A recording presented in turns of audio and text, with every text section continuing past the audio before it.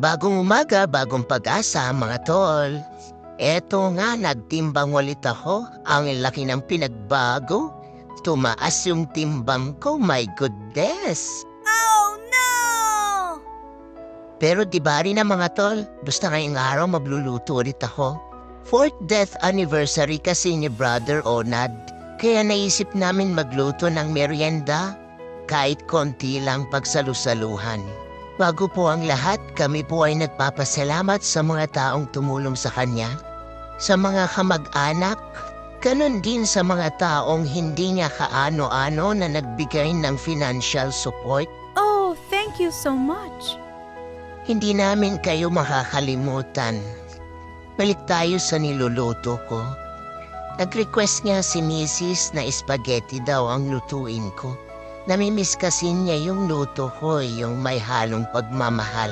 Iba daw kasi ang lasa pag may halong pagmamahal. Wow!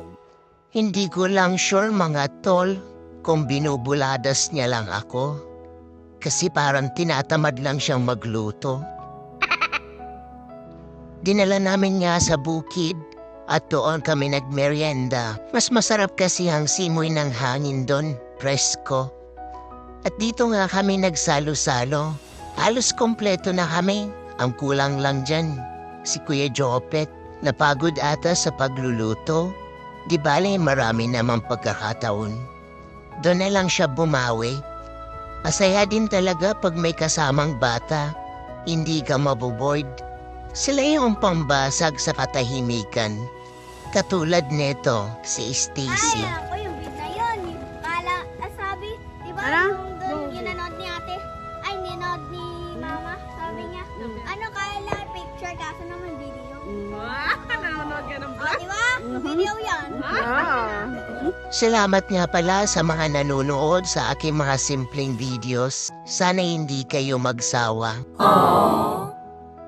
Totoo ba mga tol, na kapag ang matanda nagkwentuhan, chismis ang laman? Hindi katulad sa mga bata, makatotohanan at panay kasiyahan. Sa matatanda, panay kalungkutan. Kaya mas maganda makinig sa mga bata, nakangiti ka. Di katulad sa mga matatanda, nakasimangot ka. Diba, kagaya to.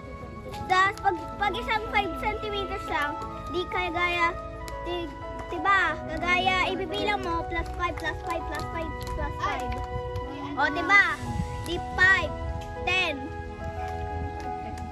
Ano 5, 10? 20 naman to. O, di 20 centimeters. Ano gusto mong paglaki mo? Maker shop. Masarap talaga maging bata, nakakamiss din.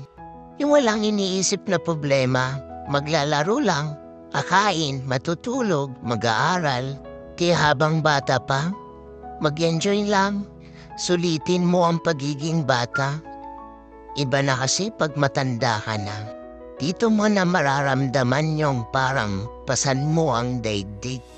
At mapapasabi ka na lang ng sana pumalik ka sa pagkabata. Hanggang dito na lang mga tol. Bye!